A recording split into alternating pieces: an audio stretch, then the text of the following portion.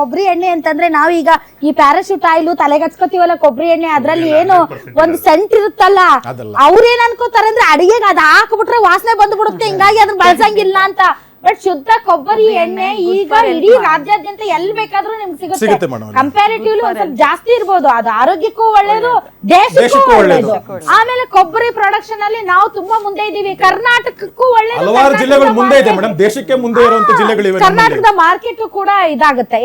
Sir ವಿದೇಶಿ ಪ್ರಯಾಣದ್ದು, sir ವಿದೇಶಿ ಪ್ರಯಾಣ ಮೊದಲೇ ಹೇಳಿದ್ರೆ ಇದು ಬೇಸಿಗೆ ರಜೆ ಇರೋದ್ರಿಂದ ಸರ್ ಮಕ್ಕಳಿಗೆ ಬಹಳ ಜನ ಈ ಟೈಮ್ ಅಲ್ಲೇ ಏಪ್ರಿಲ್ ಮಾರ್ಚ್ ಏಪ್ರಿಲ್ ಮೇದಲ್ಲೇ ಬಹಳ ವಿದೇಶಿ ಪ್ರಯಾಣ ಮಾಡೋದು. ಸೊ ಈ ಸಾಹೇಬ್ರು ಮೊದ್ಲೇ ಹೇಳಿದ್ರೆ ಎಷ್ಟೋ ಜನ ವಿದೇಶಿ ಪ್ರಯಾಣ ಕಟ್ ಮಾಡ್ತಿದ್ರು. ಸಾಹೇಬ್ರು ಮೊದ್ಲೇ ಹೇಳಿದ್ರೆ ಬಹಳ ಟೂರ್ಸ್ ಏನು ಹೋಗ್ತಾ ಇದ್ರು ಅದನ್ನು ಕಟ್ ಮಾಡ್ತಿದ್ರು. ಈಗ ಒಂದ್ ಸ್ವಲ್ಪ ಡಿಲೇ ಮಾಡಿದ್ರು ಪಾಪ ಎಲೆಕ್ಷನ್ಸ್ ಸಲುವಾಗಿ ಸಾಹೇಬ್ರು. ಎಲೆಕ್ಷನ್ಸ್ ಪರವಾಗಿಲ್ಲ ಮೇಡಮ್, ಜಾಗತಿಕ ಮಟ್ಟದಲ್ಲಿ ಏನಿದೆ ನಡೀತಾ ಇರೋ ಇದ್ರಲ್ಲಿ ಆ ದೃಷ್ಟಿಯಲ್ಲಿ ಏನಿರುತ್ತೆ ಒಂದು ಮೇಡಮ್, ಇದೇ ಕುರ್ಚಿಯಲ್ಲಿ ಕೂತು ಪ್ರತಿದಿನ ಇದು ಇಲ್ಲಿಗೆ ನಿಲ್ಲಲ್ಲ, ಇದು ಇಲ್ಲಿಗೆ ನಿಲ್ಲಲ್ಲ ಅಂತ ಸಾವಿರ ಸಲ ಹೇಳಿರ್ತೀನಿ ನಾನೇ. ತಮ್ಮ ಹೆಸರು ಪಂಚಾಯತಿನೇ ನಾವು 4 ಜೊತೆ ಮಾಡಿದೀವಿ. ಮತ್ತೆ ಇನ್ನೇನು ಮತ್ತೆ ವಿಶ್ವಗುರು ಮೋದಿ ಅವ್ರಿಗೆ ಅದ್ರ ಬಗ್ಗೆ ಒಂದ್ ಚೂರು ಇದಿರಲ್ವ, ಏನ್ ಸರ್ ಹಿಂಗಂತೀನಿ ನೀವು? ಒಂದ್ ನಿಮಿಷ ಸರ್, ವರ್ಲ್ಡ್ ಮಾರ್ಕೆಟ್ ಎಲ್ಲರಿಗೂ ಅರಿವಿದೆ ಸರ್. ಅದ್ರಲ್ಲಿ ಅಂದ್ರೆ ಎಲ್ಲಾರ್ದು ಒಂದು ಆಶಯ ಇತ್ತು ಅಂದ್ರೆ ಸೀಸ್ ಫೈರ್ ಆದಾಗ ನಿಂದ್ಬೋದೇನೋ, ಹಾರ್ಮೋಸ್ ಜಲಸಂಧಿ ಓಪನ್ ಆಗ್ಬೋದೇನೋ, ಥಿಂಗ್ಸ್ ವಿಲ್ ಬಿ ಬೆಟರ್ ಅಂತ. ಬಟ್ ಆಲ್ಟರ್ನೇಟಿವ್ ಆಗಿ ನಮ್ಗೆ ಗೊತ್ತಿದ್ದಂಗೆ 40 ಆಲ್ಟರ್ನೇಟಿವ್ ಡೆಸ್ಟಿನೇಷನ್ಸ್ಗೆ ಆಯಿಲ್ ಇಂಪೋರ್ಟ್ ಮಾಡ್ತಾ ಇರೋಂಥದ್ದು ಇದೆ. ಬಟ್ ಅಲ್ಲಿ ಲಾಜಿಸ್ಟಿಕ್ಸ್ ಆಗ್ಬೋದು, ಟ್ರಾನ್ಸ್ಪೋರ್ಟೇಷನ್ಸ್ ಆಗ್ಬೋದು, ಇನ್ಶೂರೆನ್ಸ್ ಕಾಸ್ಟ್ ಹೈ ಆಗ್ತಾ ಇದೆ. ಮತ್ತೆ ಆಯಿಲ್ ಮ್ಯಾನುಫ್ಯಾಕ್ಚರಿಂಗ್ ಕಂಪನೀಸ್ ಅಬ್ಸರ್ವ್ ಮಾಡಿದ್ರು 10 ರೂಪೀಸ್ 12 ರೂಪೀಸ್ ಇದು ಮಾಡಿದಂಥದ್ದು ಪರ್ ಡೇ ಇವತ್ತು 1000 crores, ಒನ್ ಡೇಗೆ 1000 crores. It has now reach to more than lakhs of crores ಇದೆ. ಅದಕ್ಕೆ ಅಬ್ಸರ್ಪ್ಷನ್ಸ್ ಮಾಡುವಂತ capacity oil companies literally bleeding. ಅದನ್ನ ಸರ್ಕಾರ ಇದು ಮಾಡಬೇಕಾದಾಗ, ಸರ್ಕಾರ ಇದು ಮಾಡ್ಬೇಕಂದ್ರೆ ಜನರಿಗೆ ಪಾಸ್ ಮಾಡ್ಬೇಕು. ಪೆಟ್ರೋಲ್ ಡೀಸೆಲ್ ಬೆಲೆ ಈಗ ಎಷ್ಟಿದೆ ಸರ್? 100 ರೂಪಾಯಿ ಇದೆಯಾ? 125 126 ಮಾಡ್ತಾರೆ. ಅಂದ್ರೆ ಬೇರೆ ಅಲ್ಲಿ ಪ್ರಪಂಚದಲ್ಲಿ ಜಾಗತಿಕ ಮಾರುಕಟ್ಟೆಯಲ್ಲಿ ತೈಲ ಬೆಲೆ ಕಡಿಮೆ ಇದ್ದಾಗ ಅದ್ರ ಲಾಭನ ನೀವು ಕೊಡಲ್ಲ. ಅಲ್ಲಿ ನಷ್ಟ ಆದಾಗ ಮಾತ್ರ ನಷ್ಟ ಕೊಡ್ತೀರಿ, ಅಲ್ಲಿ ಲಾಭ ಆದಾಗ ಮಾತ್ರ ಲಾಭ ಕೊಡಲ್ಲ. ಯಾಕೆ ಹೇಳಿ? ದೇಶ ಕಟ್ಟಬೇಕು. ಅವಾಗ ಈಗನೂ ದೇಶ ಕಟ್ಟಬೇಕು, ನಷ್ಟವನ್ನ ನೀವು ಭರಿಸಿ.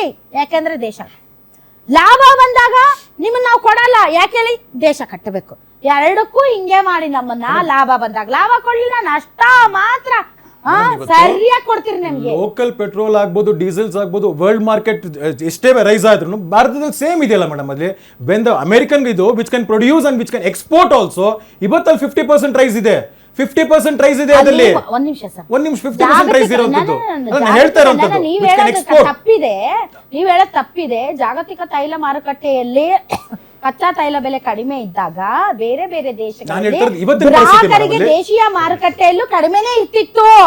ಆದ್ರೆ ನಮಗ್ ನೀವು ಕಡಿಮೆ ಮಾಡ್ಲಿಲ್ಲ ಬಿಜೆಪಿ ಗವರ್ನಮೆಂಟ್. ಯಾಕೆ ಅಂತಂದ್ರೆ ನಾವು ದೇಶ ಕಟ್ತೀವಿ ನಾವು ಮೂಲ ಸೌಕರ್ಯ ಅಭಿವೃದ್ಧಿ ಮಾಡ್ತೀವಿ ಅಂತ ಹೇಳಿ ನಮ್ಗೆ ಕೊಡ್ಲೇ ಇಲ್ಲ. ಬ್ಯಾರಲ್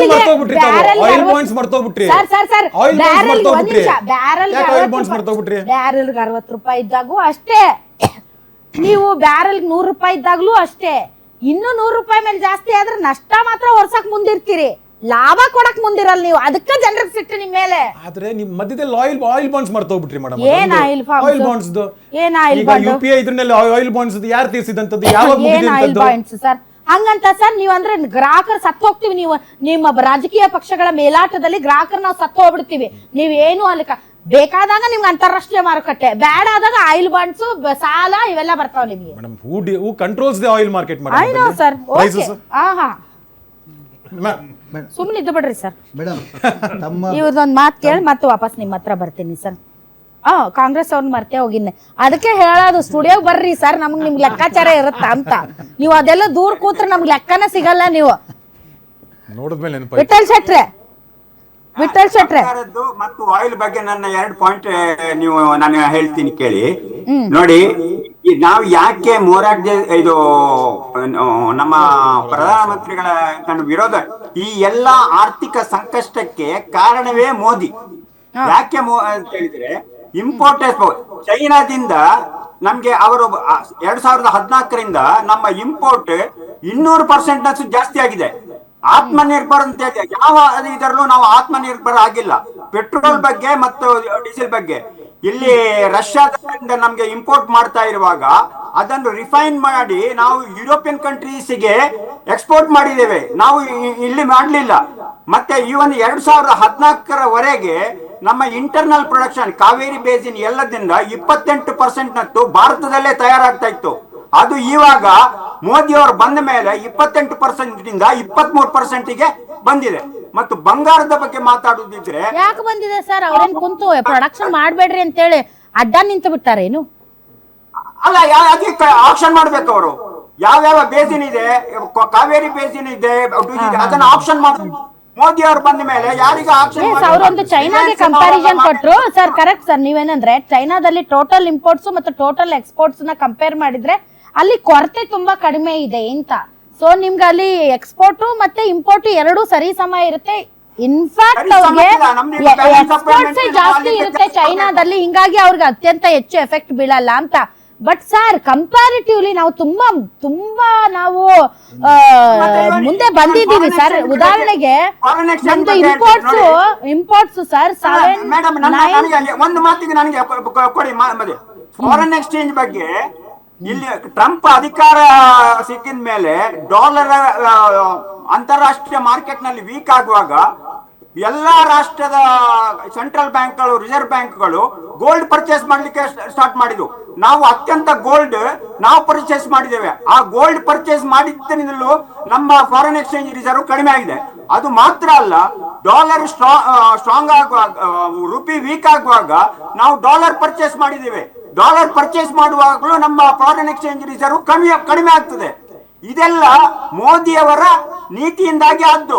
ಇದು ಮೋದಿ ಸೃಷ್ಟಿಸಿದ ಆರ್ಥಿಕ ಸಂಕಷ್ಟ. ಅದಕ್ಕೆ ನಮ್ಮನ್ನು ಸ್ಯಾಕ್ರಿಫೈಸ್ ಮಾಡ್ಲಿಕ್ಕೆ ಹೇಳ್ತಾರೆ ಇವರು. ಬೇರೆ ನೀವು ಕಾರ್ನಲ್ಲಿ ಹೋಗುದಿದ್ರೆ ಪೂಲ್ ಮಾಡಿ ಅಂತ ಹೇಳಿದರೆ, ಇವರು ಒಂದು ಟ್ರಾವೆಲ್ ಮಾಡುವಾಗ ಎಷ್ಟು ಕಾರ್ ಬರ್ತದೆ, ಯಾಕೆ ಅದನ್ನು ಕಡಿಮೆ ಮಾಡ್ಲಿಕ್ಕೆ ಆಗುದಿಲ್ಲ? ನಿಮ್ಮನ್ನು ಫಾರಿನ್ ಟೂರಿಗೆ ಹೋಗಬಾರದು ಅಂತ ಹೇಳಿದ್ದಾರೆ. ಈಗ ನಾಳ್ದು 6 ದಿವಸದ್ದು ಫಾರಿನ್ ಟೂರಿಗೆ ಹೋಗ್ತಾರೆ. ಇದು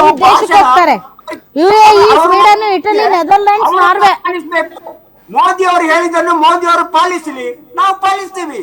ಮೋದಿ ಅವರು ಹೇಳುವುದೊಂದು ಮಾಡುವುದೊಂದು, ನಾವು ಯಾಕೆ ಪಾಲಿಸಬೇಕು?